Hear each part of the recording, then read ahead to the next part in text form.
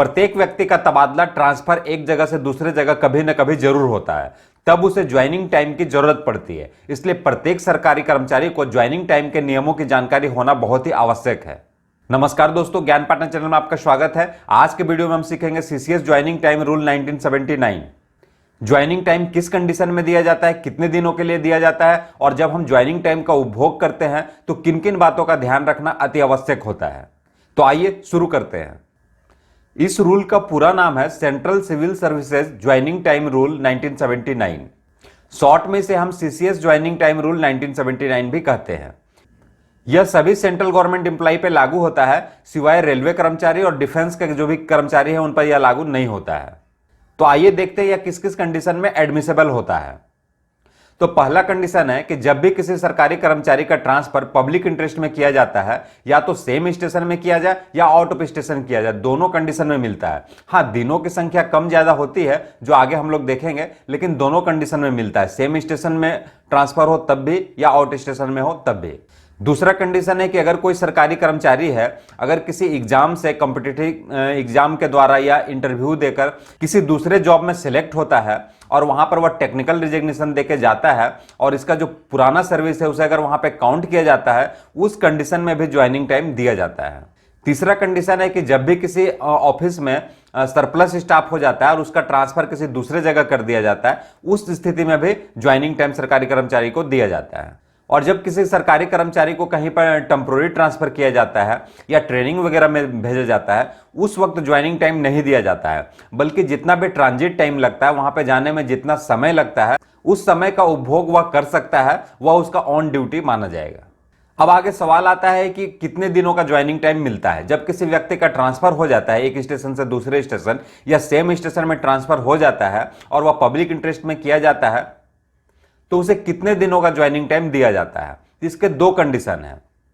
पहला कंडीशन है कि अगर सेम स्टेशन में उसका ट्रांसफर किया जाता है, उसका म्युनिसिपैलिटी एरिया चेंज नहीं हुआ, उसका सिटी चेंज नहीं हुआ है, सेम स्टेशन में ही उसका ट्रांसफर दूसरे ऑफिस में किया जाता है, तो उसे सिर्फ एक दिन का ज्वाइनिंग टाइम दिया जाता है। अगर उसका रेसिडेंस चेंज नहीं होता है तब किसी एक ही सिटी में दो कार्यालय है और एक कार्यालय से दूसरे कार्यालय में ट्रांसफर कर दिया जाता है सेम स्टेशन में, और वह व्यक्ति वहां पे जाके ज्वाइन कर लेता है और वह अपना रेसिडेंस चेंज नहीं करता है, मतलब इतना कम दूरी में दूसरा ऑफिस है कि उसे रेसिडेंस चेंज करने की जरूरत नहीं है, तब सिर्फ उसे एक दिन का ज्वाइनिंग टाइम दिया जाएगा। और जब किसी सरकारी कर्मचारी का ट्रांसफर अदर स्टेशन में किया जाता है, आउट ऑफ स्टेशन किया जाता है, उस स्थिति में, या फिर अगर सेम स्टेशन में भी किया गया है और उसका रेसिडेंस चेंज होता है, उसका ऑफिस इतना दूर है या किसी भी कारण से अगर उसको रेसिडेंस चेंज करना पड़ रहा है ट्रांसफर के कारण, तब उसे ज्वाइनिंग टाइम दिया जाएगा डिस्टेंस के आधार पर। आउट स्टेशन में किया गया तो भी, सेम स्टेशन में किया गया और उसका रेसिडेंस चेंज हो गया तो भी उसका फिर डिस्टेंस के आधार पर दिया जाता है। तो डिस्टेंस के आधार पर कितने दिनों के लिए ज्वाइनिंग टाइम मिलता है, उसका चार्ट में बना के आपको स्क्रीन पे दिखा रहा हूं, आप उसको ध्यान से देखिए। तो उसका ओल्ड ऑफिस और न्यू ऑफिस की दूरी अगर 1000 किलोमीटर के अंदर है, 1000 किलोमीटर से अगर कम है, तो उसे 10 दिन का ज्वाइनिंग टाइम दिया जाएगा। लेकिन अगर उसे वहां पे न्यू जगह पे जाने में उसे 200 किलोमीटर तक अगर बाई रोड उसको ट्रेवल करना पड़ता है नेसेसरी, ऐसा नहीं कि वो बाई ट्रेन भी जा सकता है और वह रोड से गया है, उस कंडीशन में नहीं। उसका जो ट्रांसफर हुआ 1000 किलोमीटर तक और 200 किलोमीटर तक कोई ट्रेन की सुविधा नहीं है, लगातार उसे अगर 200 किलोमीटर तक बाई बस जाना पड़ रहा है, तो उस कंडीशन में 2 दिन एक्स्ट्रा, मतलब 12 दिन उसे ज्वाइनिंग टाइम दिया जाएगा। मतलब नॉर्मल अगर 1000 किलोमीटर तक उसका ट्रांसफर होता है तो 10 दिन उसको दिया जाएगा, और अगर 200 किलोमीटर तक उसे बाई रोड ट्रेवल करना है तो फिर उसे 12 दिन ज्वाइनिंग टाइम दिया जाएगा। और उसके अगर पुराने ऑफिस और नए ऑफिस के बीच की दूरी 1000 किलोमीटर से लेकर 2000 किलोमीटर के बीच में है, तब उसे 12 दिन का ज्वाइनिंग टाइम दिया जाएगा। लेकिन अगर फिर वहां पर अगर 200 किलोमीटर से ज्यादा तक का सफर अगर वह बाई रोड उसे करना पड़ रहा है, तो फिर उसे 3 दिन एक्स्ट्रा, मतलब 15 दिन का ज्वाइनिंग टाइम दिया जाएगा। और अगर उसका ट्रांसफर 2000 किलोमीटर से भी ज्यादा दूरी का हुआ है, तो फिर उसे 15 दिन का ज्वाइनिंग टाइम दिया जाएगा। अगर वह 200 kiloमीटर से ज्यादा का भी ट्रेवल करता है बाई रोड, तो भी उसे मैक्सिमम 15 दिन का ही ज्वाइनिंग टाइम दिया जाएगा। तो इससे आपको साफ पता चलता है जो ज्वाइनिंग टाइम है वह मैक्सिमम 15 दिन ही दिया जा सकता है। लेकिन अगर किसी का ट्रांसफर 2000 किलोमीटर से ज्यादा की दूरी पर हुआ है और वह अगर बाई एयर ट्रेवल करता है, मतलब एरोप्लेन के थ्रू अगर वह जाता है, तो फिर उसे मैक्सिमम 12 दिन का ही ज्वाइनिंग टाइम दिया जाएगा। बाई ट्रेन बाई बस अगर वह जाता है तो 15 दिन का ज्वाइनिंग टाइम मिलेगा, लेकिन अगर वह बाई एयर जाता है तो उसे सिर्फ 12 दिन का ही ज्वाइनिंग टाइम दिया जाएगा। अगर किसी सरकारी कर्मचारी का ट्रांसफर नॉर्थ ईस्ट में किया जाता है, इंक्लूडिंग सिक्किम, अंडमान निकोबार, लद्दाख, लक्षद्वीप, अगर इन जगहों में उनका ट्रांसफर किया जाता है तो फिर डिस्टेंस के अलावा 2 दिन का एक्स्ट्रा ज्वाइनिंग टाइम दिया जाता है। अगर पहले से इन जगहों पर वह जॉब कर रहे हैं, जैसे नॉर्थ ईस्ट में कर रहे हैं, लद्दाख, अंडमान निकोबार या सिक्किम में अगर वह जॉब कर रहे हैं या लक्षद्वीप में कर रहे हैं, उसके बाद उनका ट्रांसफर किसी दूसरे जगह में किया जाता है, उस कंडीशन में भी डिस्टेंस के अलावा जो उनको ज्वाइनिंग टाइम एलिजिबल है, उसके अलावा 2 दिन का एक्स्ट्रा ज्वाइनिंग टाइम दिया जाता है। ट्रांसफर होने के बाद अगर कोई तुरंत ज्वाइनिंग टाइम अवेल करता है तो बीच में जितने भी छुट्टी का दिन आएगा सब काउंट कर लिया जाएगा, और ज्वाइनिंग टाइम के प्रीफिक्स में भी हॉलीडे नहीं लगता है। बाई चांस आपके कार्यालय में सैटरडे संडे छुट्टी रहती है और आपको फ्राइडे को आफ्टरनून में अगर रिलीव कर दिया गया है तो आपका ज्वाइनिंग टाइम सैटरडे संडे से स्टार्ट हो जाएगा। मतलब सैटरडे फर्स्ट डे हो जाएगा, संडे सेकंड डे हो जाएगा, मंडे थर्ड डे हो जाएगा। मतलब आपका सैटरडे से ही ज्वाइनिंग टाइम को काउंट करना स्टार्ट कर दिया जाएगा।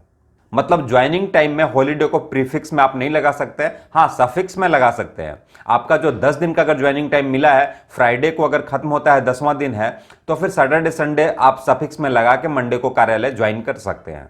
अब अगर किसी व्यक्ति का ट्रांसफर हुआ है, वह ज्वाइनिंग टाइम के एलिजिबल भी है क्योंकि उसका ट्रांसफर पब्लिक इंटरेस्ट में किया गया है, उसकी दूरी 1000 किलोमीटर से दूर है या फिर 1000 किलोमीटर से कम भी है, लेकिन अगर वह ज्वाइनिंग टाइम के लिए एलिजिबल है और वह ज्वाइनिंग टाइम को नहीं लेता है और वह तुरंत जाके वहां पे ज्वाइन कर लेता है, उस कंडीशन में उसको ज्वाइनिंग टाइम जो मिलने वाला था उसका क्या होगा? तो यह 2 कंडीशन में उसका जो ज्वाइनिंग टाइम है वह एज ईएल क्रेडिट कर दिया जाता है। ये 2 कंडीशन क्या है? पहला तो कंडीशन यह है कि जब उसका ट्रांसफर होता है तो कभी कभी ऐसा सिचुएशन आता है कि ट्रांसफर ऑर्डर में ही लिखा हुआ रहता है कि आपको जाके तुरंत नए कार्यालय में जाके ज्वाइन कर लेना है, क्योंकि हो सकता है कभी कभी वहां पर किसी से चार्ज लेना रहता है, जैसे कोई रिटायर कर रहे हैं या वहां भी किसी का ट्रांसफर पहले ही हो चुका है, तो आपको तुरंत जाके वहां पर ज्वाइन करना है। ऐसा आपका ट्रांसफर ऑर्डर में अगर लिखा हुआ है तब तो आपको जाके वहां पर तुरंत ज्वाइन कर लेना है। उस कंडीशन में आपका ज्वाइनिंग टाइम क्या है वह ईएल में क्रेडिट कर दिया जाएगा। जितने भी ज्वाइनिंग टाइम के लिए आप एलिजिबल होंगे डिस्टेंस के हिसाब से, बाई चांस आप मान लीजिए कि आप 10 दिन ज्वाइनिंग टाइम लेने के लिए एलिजिबल थे, तो आपका जो 10 दिन का ज्वाइनिंग टाइम है एज ईएल आपके ईएल अकाउंट में क्रेडिट कर दिया जाएगा। दूसरा कंडीशन है कि आपको यहां से ऑर्डर तो नहीं दिया गया है कि आपको जाकर तुरंत वहां पे ज्वाइन करना है, लेकिन फिर भी आप वहां पे चले गए और तुरंत जाके ज्वाइन कर लिए, आपने ज्वाइनिंग टाइम 1 दिन भी नहीं लिया, तो उस कंडीशन में भी आपका जो ज्वाइनिंग टाइम है वह एज ईएल क्रेडिट हो सकता है। लेकिन इसके लिए सिचुएशन यह होना चाहिए कि आप अकेले जाके वहां पे ज्वाइन कर लिए हैं और आपका फैमिली जो है वह पुराने स्टेशन पे ही रह रही है। कुछ दिनों के बाद क्या होता है कि आप फैमिली को बाद में ले जाकर वहां पे शिफ्ट करते हैं, तो उस स्थिति में आप अगर फैमिली को वहां पे शिफ्ट कर लेते हैं, फिर आपको ऑफिस को इंटीमेशन देना रहेगा कि मैंने वहां पर तुरंत बिना ज्वाइनिंग टाइम को अवेल किए ही वहां पे कार्यालय में जाकर ज्वाइन कर लिया था और मैं अपने फैमिली को बाद में लाकर शिफ्ट किया हूं, तो इसलिए हमारा जो ज्वाइनिंग टाइम है वह एज ईएल क्रेडिट कर दिया जाए। तो फिर आपका जो ज्वाइनिंग टाइम जितना भी एलिजिबल आप होंगे उसको आपके ईएल में क्रेडिट कर दिया जाएगा। अब कुछ ऐसे कंडीशन है जो अब बहुत सारी बातें किताबों में नहीं लिखा रहता है, लेकिन मन में क्वेश्चन उठता है, तो इसको भी मैं यहां पर सॉल्व करना चाहता हूं। पहला है कि बाई चांस आप घर गए हुए हैं, एलटीसी में घर गए हुए हैं या छुट्टी पे लेके आप अपने होम टाउन गए हुए हैं, उसी वक्त आपको पता चला कि आपका ट्रांसफर किसी दूसरे स्टेशन में कर दिया गया है, तो आपका ज्वाइनिंग टाइम किस डिस्टेंस के हिसाब से मिलेगा? क्या आपके घर से नए स्टेशन की जो दूरी होगी उसके हिसाब से आपको ज्वाइनिंग टाइम दिया जाएगा? तो नहीं, ज्वाइनिंग टाइम के लिए जो डिस्टेंस मैंने बताया है वह हमेशा old headquarter to new headquarter की जो डिस्टेंस है वही काउंट की जाएगी। जहां पे पहले आपका प्लेस ऑफ पोस्टिंग था और जहां आपका न्यू प्लेस ऑफ पोस्टिंग है, वो दोनों की जो बीच की दूरी होगी वही आपका काउंट किया जाएगा ज्वाइनिंग टाइम के लिए। ऐसा नहीं कि आप कहीं थर्ड प्लेस पे थे तो वहां से आपको नई जगह जाना पड़ा तो उसके लिए वो डिस्टेंस काउंट नहीं किया जाएगा। ज्वाइनिंग टाइम को सीएल के अलावा कोई भी रेगुलर लीव के साथ कंबाइन कर सकते हैं। 10 दिन का आपका ज्वाइनिंग टाइम मिला है, हो सकता है 10 दिन में आप वहां पे शिफ्ट नहीं कर पा रहे हैं, आपको कुछ दिन और की जरूरत है, तो आप प्रायर सैंक्शन लेके उसमें ईएल को आप जोड़ सकते हैं, कोई भी रेगुलर लीव को आप उसमें जोड़कर ले सकते हैं, लेकिन आप सीएल को साथ में जोड़कर नहीं ले सकते हैं। एक बहुत ही अच्छा क्वेश्चन नेक्स्ट है कि अगर आपका जो ट्रांसफर है वह प्रमोशन के साथ दिया गया है, मतलब आप पहले लेवल 6 में जॉब कर रहे थे, आपका जो प्रमोशन है वो लेवल 7 में कर दिया गया है और साथ ही आपको ट्रांसफर भी कर दिया गया है। जनरली ऐसा होता है कि जब भी किसी का प्रमोशन होता है तो साथ में उसका ट्रांसफर ऑर्डर भी आ जाता है। मैक्सिमम टाइम में ऐसा होता है, हमेशा ऐसा नहीं होता है। तो आपको प्रमोशन दिया गया है और नए पोस्ट पर आपको नए प्लेस ऑफ पोस्टिंग में जाकर ज्वाइन करना है। तो पुराने प्लेस से तो आप रिलीव हो गए हैं, उसके बाद नए पोस्ट में आप ज्वाइनिंग टाइम 10 दिन के बाद आप जाकर वहां पे ज्वाइन करते हैं। तो बीच में जो ये 10 दिन जो आपने ज्वाइनिंग टाइम लिया, उसमें आपको कौन सा वेतन दिया जाएगा? क्या पुराना वेतन दिया जाएगा या नया वेतन दिया जाएगा?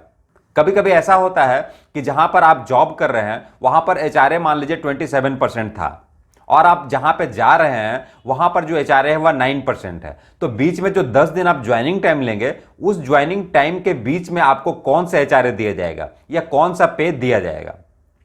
तो इसके लिए रूल बना रखा है कि जब तक आप नए प्लेस ऑफ पोस्टिंग में ज्वाइन नहीं करते हैं तो पुराने प्लेस ऑफ पोस्टिंग में जो भी आपका वेतन था उसी रेट से आपको दिया जाएगा। जिस डेट को आप वहां पे जाकर ज्वाइन कर लेते हैं, नए प्लेस ऑफ पोस्टिंग में जाकर ज्वाइन कर लेते हैं, तो फिर वहां का जो भी वेतन है वो आपको नया वेतन आपको वहां तब उसी डेट से दिया जाएगा। आपका अगर प्रमोशन हुआ है तो भी आप नए प्लेस ऑफ पोस्टिंग में जब आप ज्वाइन करेंगे तभी आपका जो प्रमोटेड जो पोस्ट है उसका आपका जो वेतन है वो दिया जाएगा। एक कंफ्यूजन और है कि आपको पता है कि प्रत्येक व्यक्ति का जो इंक्रीमेंट है वह 1 जनवरी या 1 जुलाई को लगता है। मान लीजिए कोई कर्मचारी है, उसका 1 जुलाई को इंक्रीमेंट लगने वाला था और 25 जून को उसका ट्रांसफर हो जाता है और 25 जून को उसको रिलीव भी कर दिया जाता है और उसे 10 दिन का ज्वाइनिंग टाइम लेना है। तो 10 दिन का अगर वह ज्वाइनिंग टाइम लेता है तो बाई चांस ज्वाइनिंग टाइम के बाद उसे 5 तारीख को वहां पे ज्वाइन करना है, 5 जुलाई को वह नए प्लेस ऑफ पोस्टिंग में ज्वाइन करेगा, तो क्या उसे 1 तारीख से उसका जो इंक्रीमेंट है वह दिया जाएगा?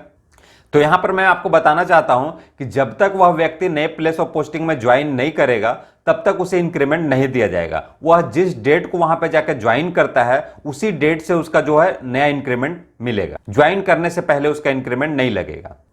हाँ, उसका जो नेक्स्ट इंक्रीमेंट है, जो 1 साल के बाद जो नेक्स्ट इंक्रीमेंट लगने वाला है, वह डेट में कोई भी फर्क नहीं पड़ेगा।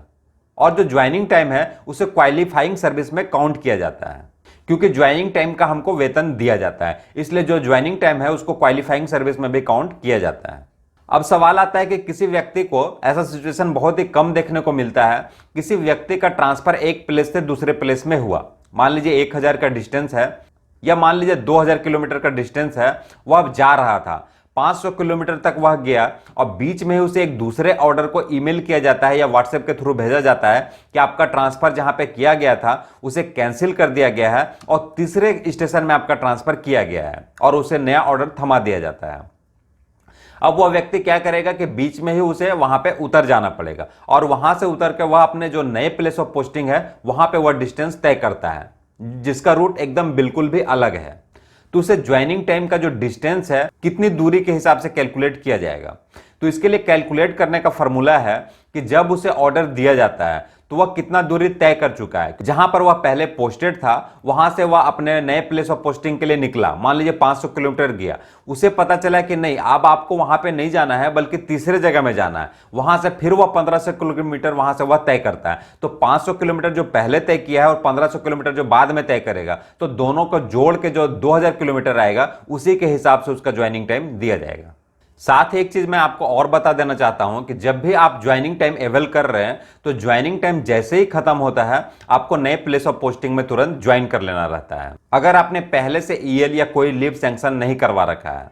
क्योंकि अगर आप वहां पे नए प्लेस ऑफ पोस्टिंग में ज्वाइन नहीं करते हैं तो जितने भी गैप होगा उस पीरियड को डाइज नॉन भी किया जा सकता है या अनऑथराइज लीव डाइज नॉन कुछ भी किया जा सकता है। इसलिए जैसे ही ज्वाइनिंग टाइम खत्म हो आपको नए प्लेस ऑफ पोस्टिंग में जाके ज्वाइन कर लेना है। उम्मीद है आपको सीसीएस ज्वाइनिंग टाइम रूल अच्छे से समझ में आ गया होगा। अगर आपको वीडियो अच्छा लगा हो तो प्लीज वीडियो को लाइक कर दें, हमारे चैनल को सब्सक्राइब भी कर दें और अगर अभी तक आपने हमें इंस्टा पे फॉलो नहीं किया है तो प्लीज आप इंस्टा में भी फॉलो कर दें। साथ ही ये सारे सोशल मीडिया पर भी मैं उपलब्ध हूं, आप कहीं पर भी जाकर मुझे फॉलो कर सकते हैं। अगर आपके मन में कोई कंफ्यूजन है तो ये सारे सोशल मीडिया में ज्वाइन करके मुझे कहीं भी कोई भी क्वेश्चन पूछ सकते हैं। मैं कोशिश करूंगा कि आपको सारे सवालों का जवाब जल्द से जल्द दे दूं। मिलते हैं फिर नेक्स्ट वीडियो में, तब तक के लिए बाय बाय।